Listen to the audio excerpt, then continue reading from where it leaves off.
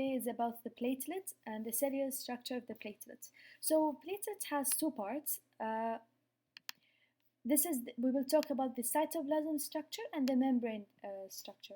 The membrane structure, they are the one which find in the membrane. So what we have in the membrane is a coat of glycoprotein, okay, and we have the phospholipid.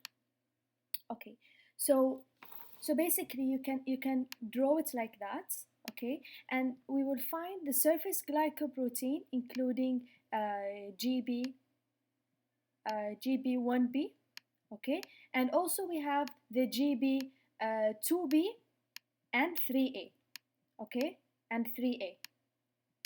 Now this is important for the aggregation and this is important for the adhesion. Adhesion is a process by which the platelet is sticking into non-plated surface, which include the exposed collagen, von Willebrand factor.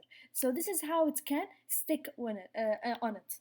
Now these two factor will help the platelets to aggregate. That means both one platelet and the second platelet will combine together and via this interaction, via this receptor, in which this here, the fibrinogen, will stand here, and we will talk about it in other video. Okay.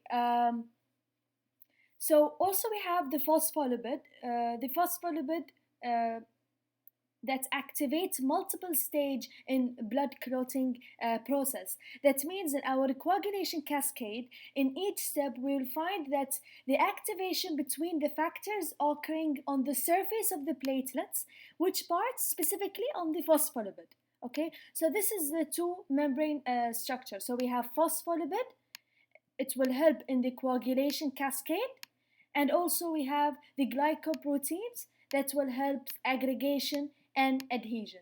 Okay, aggregation and adhesion. Okay, so this is the membrane. Now when we talk about the cytoplasm, now imagine that the platelets have muscles and have bones. Okay, so what are the muscles and the bones for the platelets? They are the actin and they are the myosin, and also we have something known as thrombocytin. Now this help the platelets to contract and release their granular structure within the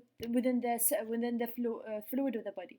So this is the importance of it. Now the second thing about it, we have endoplasmic reticulum and Golgi apparatus. Now this is the residual of this two structure that will help the platelet to synthesize many enzymes and store calcium. Now actually the calcium is stored in one of these granules that we will talk about it right now. So the granules, also a cytoplasmic structure, has dense granule, and we have also the alpha granule. The dense granule, you can understand the content of it by this mnemonic, SAC. Okay, SAC. The SAC, S stand for serotonin, A stand for ADP, and C stand for calcium. And the alpha granules, they have many clotting factors. These two clotting factor, which is 5 and 8, and we will talk about it in another video, these are cofactors, okay? So this is factor 8. And also we have fibrinogen, which is factor number 1. And lastly, we have platelet-derived growth factor that will help the platelets to and the place of injury, I mean.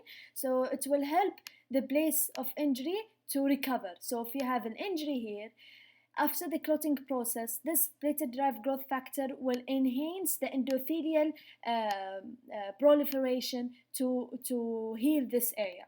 Okay, and I think this is all about the content, but also we have to know. So I'm gonna just write, this is actin, okay, and we have myosin, and we have thrombocytin, and then we have the Golgi apparatus and endoplasmic reticulum, and we have also mitochondria. I didn't talk about it, but also we have mitochondria. If you compare it with RBC, there is no mitochondria in the RBC, so this is good for comparing. And we are also having these granules in the platelets. One of the important things you should keep in mind is that the cytoplasmic structure also, we have something known as the fibrin stabilizing factor, factor number 13. It's very important to stabilize the fibrin cross linkage, and we will talk about it in another video. Um, so lastly, we will talk about the half-life of the platelets. They live only for 8 to 10 days only. Okay, they are eaten and the remove of the platelets in the spleen macrophage. Okay, and lastly, yeah,